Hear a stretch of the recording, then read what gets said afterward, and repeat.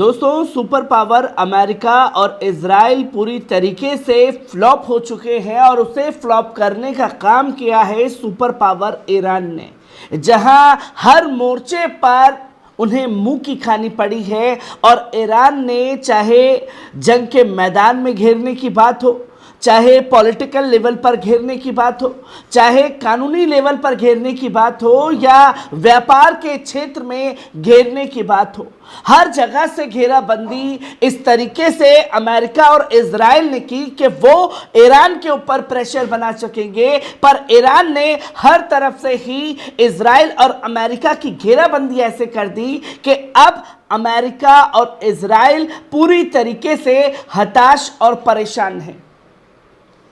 बात की जाए कि यह कहा गया कि हम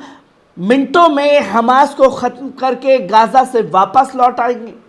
6 महीने से ज्यादा का समय हो चुका है, अभी भी हमास से जंग जो है वो इजराइल की चल रही है, पर कुछ भी वहां कर नहीं पाए,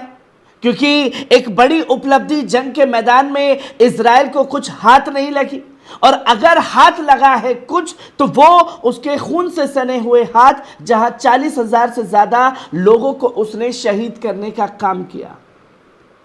कानूनी लेवल पर हर जगह से घेरने की कोशिश की गई कि हमास को घेरेंगे, पर ईरान ने हर मुल्क के साथ में इस तरीके से बात की कि हर जगह इजराइल ही घिरता चला गया।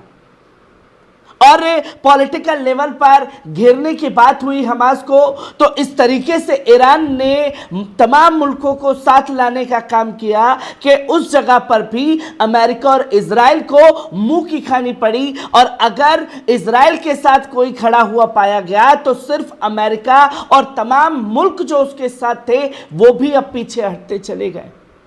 और कानूनी मसले पर भी ऐसा ही हुआ है, जहां अब इंटरनेशनल कोर्ट के जरिए ये फैसला महज लिए जाना बाकी है कि बेंजामिन नेतन्याहू समेत उनके तमाम नेता जो गाजा के नरसंहार में जिनके हाथ सने हुए हैं, उनके खिलाफ अरेस्ट वारंट जारी करने जा रहा है, जिसकी तस्वीर आप साफ तौर पर स्क्रीन पर देख सकते हैं। और यह साफ तौर पर बता दिया गया है कि बेंजामिन नेतन्याहू की गिरफ्तारी का वारंट जो है इंटरनेशनल कोर्ट जरिए फैसला सुनाया जा सकता है। और इस फैसले को लेकर के पहले से ही परेशान है बेंजामिन नेतन्याहू, जो कभी यूके के दरवाजे को खटखटा रहा है, कभी जर्मनी के दरवाजे को खटखटा रहा है। जहां इजराइल के चैनल 12 ने यह खुलासा किया है कि इजरायली प्रधानमंत्री बेंजामिन नेतन्याहू को डर है कि हेग में अंतर्राष्ट्रीय अपराध न्यायालय इंटरनेशनल कोर्ट द्वारा गाजा पर युद्ध में उल्लंघन के कारण उन्हें और अन्य अधिकारियों को गिरफ्तार करने के आदेश जारी करेगा। चैनल ने खुलासा किया है कि मंगलवार को प्रधानमंत्री कार्यालय में एक तत्काल चर्चा हुई जो अब तक गोपनीय ही रही है, जिसमें चिंताजनक और गंभीर चिंताएं सामने आई हैं, जो हेग में इंटरनेशनल कोर्ट से वरिष्ठ इजरायली अधिकारियों के खिलाफ अंतर्राष्ट्रीय गिरफ्तारी वारंट जारी करने की अनुमति दे सकती है। सुरक्षा नेता और राजनेता, जिनमें स्वयं नेतन्याहू भी शामिल हैं, जिनकी गिरफ्तारी का वारंट दिया जा सकता है। इसमें बताया गया है कि इजराइल में सर्वोच्च राजनीतिक और कानूनी अभिजात वर्ग चर्चा में उपस्थित थे। इजराइल चैनल ने कहा कि अंतर्राष्ट्रीय गिरफ्तारी वारंट जारी करने का कारण गाजा में युद्ध था, क्योंकि इंटरनेशनल कोर्ट ने 1 महीने की मोहलत दी थी कि आप इस जंग को समाप्त करेंगे और खुद ही ये जंग रोक देंगे। आम सिविलियंस को आप इसमें निशाना नहीं बनाएंगे। और उसके बावजूद ना तो इंटरनेशनल कोर्ट के फैसले के बाद कोई जंग रुकी और ना ही इजराइल ने मजलूम लोगों को निशाना बनाना रोका, जिसके चलते उसके खिलाफ ये कार्रवाई जो है वो इंटरनेशनल कोर्ट जरिए की जाएगी, जिसकी तस्वीर लोगों के सामने आ चुकी है। पर यहीं आप देखें कि सिर्फ इजराइल ही नहीं बल्कि ईरानी अदालत ने अमेरिकी हुकूमत के ऊपर भी एक बड़ा फैसला सुना दिया, जहां एक दो नहीं बल्कि तकरीबन 1.90 बिलियन डॉलर का जुर्माना जो है वो अमेरिकी हुकूमत के ऊपर लगाया है। और किस लिए लगाया है कि एक कानून के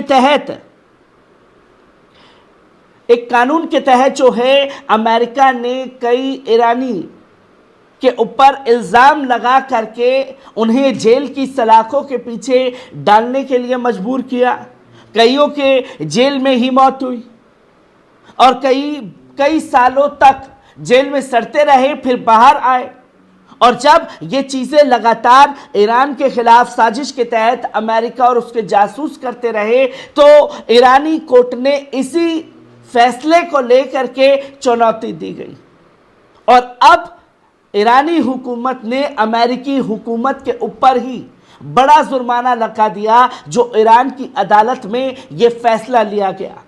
और अमेरिकी हुकूमत के खिलाफ भी फैसला लेना किसी कोर्ट में अपने आप में बड़ी बात है, क्योंकि जहां सुपर पावर अमेरिका होता था, जिस भी देश को जो आदेश देता था वो एक टांग पर खड़े हो जाते थे, चाहे लाल आंखें दिखा करके उसे रोकने की बात हो, चाहे किसी भी तरीके से। पर इस बार पूरी तरीके से परिस्थिति बदली है और ईरान की अदालत ने भी अमेरिकी हुकूमत के ऊपर बड़ा जुर्माना लगा दिया। वहीं जब ये चीज़ें लगातार चल रही हैं, यूके और जर्मनी का दरवाज़ा बेंजामिन नेतन्याहू द्वारा खड़खड़ाया जा रहा है, तो वहीं यूके और जर्मनी के देशों से ईरान ने तुरंत संपर्क साधा और ये साफ तौर पर कहा कि आप इस नरसंहार में शामिल हैं और ये चीज़ें बिल्कुल भी बर्दाश्त नहीं की जाएंगी। और अगर कानूनी अदालत को लेकर के कोई भी अड़चनें डाली गई तो अगली कार्रवाई जो है पूरे मुल्क मिलकर के आप लोगों के खिलाफ करेंगे। और आपने जो ईरानी हथियारों पर और ईरान के लोगों पर बैन लगाया है, उसका खामियाजा भी आपको भुगतना पड़ेगा कि आप कैसे इसमें नरसंहार करने वाले के साथ खड़े हुए हैं और ईरान को इन चीज़ों से आप दबा नहीं सकते।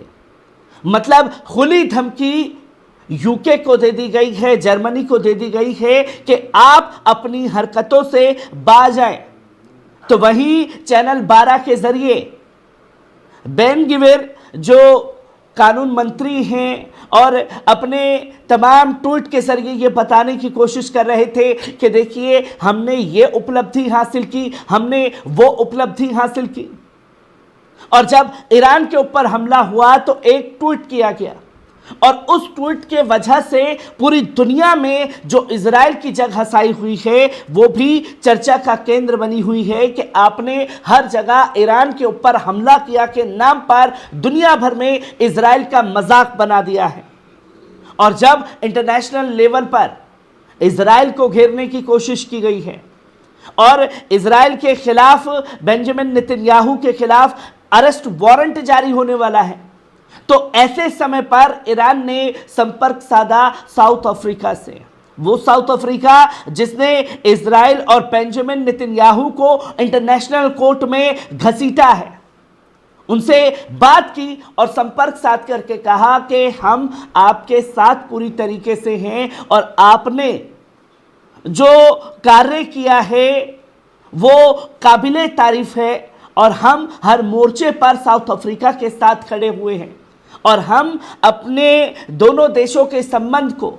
और आसमान की तरफ लेकर के जाने की कोशिश करेंगे, जिसके चलते कभी किसी भी मोड़ पर अगर साउथ अफ्रीका को ईरान की या ईरान को साउथ अफ्रीका की ज़रूरत होगी तो दोनों एक दूसरे की पैरवी करने से नहीं रुकेंगे।